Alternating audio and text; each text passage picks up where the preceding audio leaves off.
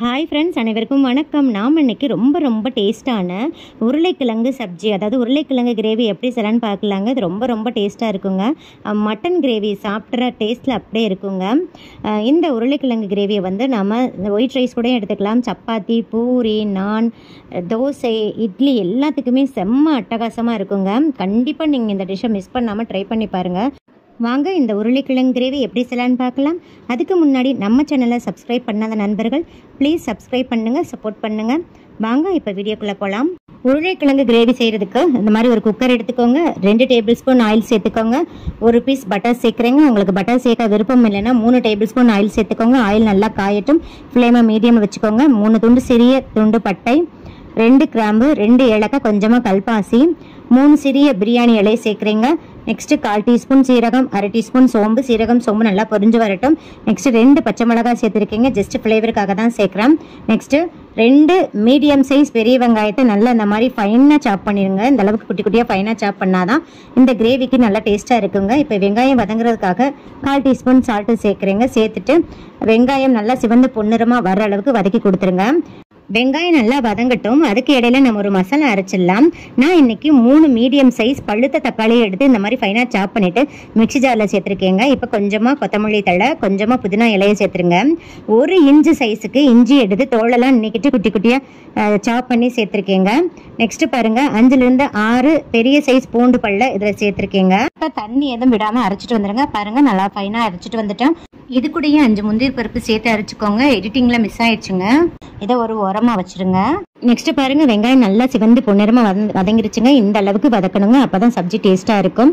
Next நாம அரைச்சு வச்ச தக்காளி பேஸ்ட்டை சேர்த்துடலாங்க. ஃப்ளேம் சிம்ல இருக்கட்டும், இல்லாட்டி தெரிக்குங்க. இப்போ ஃப்ளேமை சிம்ல வச்சுட்டு நல்லா வதக்கி கொடுத்துங்க. 1 நிமிஷத்துக்கு வதக்கிக்கோங்க. இப்போ இது கூடயே நம்ம 1/2 டீஸ்பூன் மஞ்சள் தூள், 1 டேபிள் ஸ்பூன் மிளகாய் தூள் உங்க காரத்துக்கு தகுந்த மாதிரி சேர்த்துக்கோங்க. 1/2 டீஸ்பூன் கொத்தமல்லி தூள் சேர்க்குறேங்க. நார்மல் டீஸ்பூனில் தான் 1/2 டீஸ்பூன் சேர்த்துருக்கேன். நெக்ஸ்ட் அதே டீஸ்பூனில் 1/2 டீஸ்பூன் கரம் மசாலா தூள், 1/2 டீஸ்பூன் சால்ட்டு சேர்த்துட்டு நல்லா மிக்ஸ் பண்ணி கொடுத்துருங்க. அந்த தக்காளி பழம், அப்புறம் இஞ்சி பூண்டு, இந்த மசாலாஸோட பச்சை வாசனைலாம் போகணுங்க. அதனால 5 நிமிஷத்துக்கு நல்லா சிம்ல வச்சு விட்டுருங்க. இப்போ பாருங்க, இந்த பச்சை வாசனை எல்லாம் போயிடுச்சு. எண்ணெய் நல்லா பிரிஞ்சு வந்துருச்சுங்க. இந்த அளவுக்கு நல்லா பிரிஞ்சு வந்து இந்த சப்ஜி செஞ்சாதாங்க நல்லா டேஸ்டா இருக்கும். இப்போ 3 சிறிய சைஸ் உருளைக்கிழங்கு தோலெல்லாம் நீக்கிட்டு இந்த அளவுக்கு கொஞ்சம் பெரிய சைஸாக கியூபாக கட் பண்ணிக்கோங்க. அப்போ தான் நல்லா டேஸ்ட்டாக இருக்கும். இப்போ அந்த தண்ணீரை போட்டு வச்சுருக்கேங்க கருப்பாகாமல் இருக்கிறதுக்காக. இப்போ தண்ணியெல்லாம் வடிச்சிட்டு இந்த உருளைக்கிழங்கை மட்டும் இதில் சேர்த்துடலாங்க. சேர்த்துட்டு நல்லா மிக்ஸ் பண்ணி கொடுத்துருங்க. மிக்ஸ் பண்ணிவிட்டு இது கூடயே கொஞ்சமாக கருவேப்பிலையும் சேர்த்துட்டு ஒரு 2 நிமிஷத்துக்கு நல்லா அப்படியே சிம்மில் வச்சு விட்டுருங்க. இப்போ பாருங்க, 2 நிமிஷம் ஆயிடுச்சு. இந்த எண்ணெய் எல்லாம் நல்லா பிரிஞ்சு வந்துருச்சுங்க. இதே மாதிரி ஒரு கிளறிக்கோங்க. நெக்ஸ்ட் கிரேவிக்காக தண்ணி சேர்த்துக்கலாங்க. நான் சிறிய கிளாஸ்ல 1 கிளாஸ் தண்ணி சேர்க்குறேங்க. நல்லா கிரேவியா இருக்குன்றதுக்கோசரம் நான் சிறிய கிளாஸ்ல 1 கிளாஸ் தண்ணி சேர்த்துட்டு நல்லா மிக்ஸ் பண்ணி கொடுத்துருங்க. இப்போ உப்பு செக் பண்ணிட்டு 1/2 டீஸ்பூன் சால்ட் சேர்த்துக்கிறேங்க. சேர்த்துட்டு நல்லா மிக்ஸ் பண்ணி கொடுத்துருங்க. இது கூடயே கொஞ்சமா கொத்தமல்லி தழை இலைகளை சேர்த்துடலைங்க. சேர்த்துட்டு மூடி போட்டு க்ளோஸ் பண்ணிடுங்க. க்ளோஸ் பண்ணிட்டு மீடியம் ஃப்ளேம்ல வச்சு 4 விசில் விட்டுருங்க. நான் ஓப்பன் பண்ணிட்டேன். வாவ், செம்மையா எண்ணெய் பிரிஞ்சு வந்து மணக்க நம்மளோட உருளைக்கிழங்கு கிரேவி ரெடி ஆயிடுச்சுங்க. ரொம்ப வாசமா இருக்கு. வீடே மணக்குது. பாருங்க, கிரேவியோட கன்சிஸ்டன்சி நான் கொஞ்சம் ரொம்ப கிரேவியா வேணுன்றதுக்கோசரம் சிறிய கிளாஸ்ல 1 கிளாஸ் தாங்க தண்ணி சேர்த்துருக்கேன். நீங்க இன்னும் கொஞ்சம் தளர்வா வேணும்னா சிறிய கிளாஸ்ல 2 கிளாஸ் தண்ணி சேர்த்துக்கோங்க. கரெக்டா இருக்கும். பாருங்க, உருளைக்கிழங்கெல்லாம் சூப்பரா நல்லா வெந்துருச்சுங்க.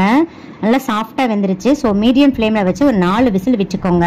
சூப்பரா ஜம்முன்னு வெந்துடும். இன்கேஸ் உங்களுக்கு தண்ணியோட அளவு அதிகமாயிடுச்சுன்னா நீங்க ஸ்டவ் ஆன் பண்ணிட்டு ஃப்ளேம் சிம்ல வச்சுட்டு ஒரு 5 நிமிஷத்துக்கு நல்ல கிரேவியை வத்த விட்டு உங்க கன்சிஸ்டன்சிக்கு தகுந்த மாதிரி நீங்க எடுத்துக்கலாங்க.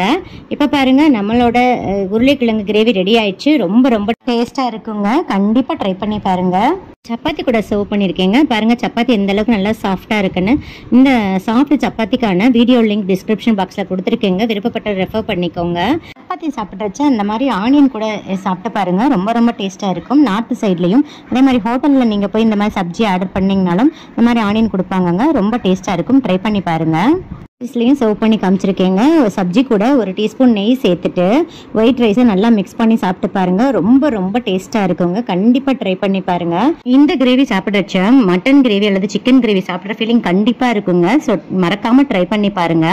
இந்த வீடியோ உங்களுக்கு பயனுள்ளதாக இருந்தால் லைக் பண்ணுங்க, ஷேர் பண்ணுங்க, கமெண்ட் பண்ணுங்க, மறக்காமல் சப்ஸ்கிரைப் பண்ணுங்க. பக்கத்தில் இருக்கிற பெல் ஐக்கானையும் கிளிக் பண்ண மறந்துடாதீங்க. உங்கள் ஃப்ரெண்ட்ஸ் அண்ட் ரிலேட்டிவ்ஸ் கூட நிறைய ஷேர் பண்ணிக்கோங்க. சுவை அறிந்தது சுவைத்து பாருங்கள். நன்றி, வணக்கம்.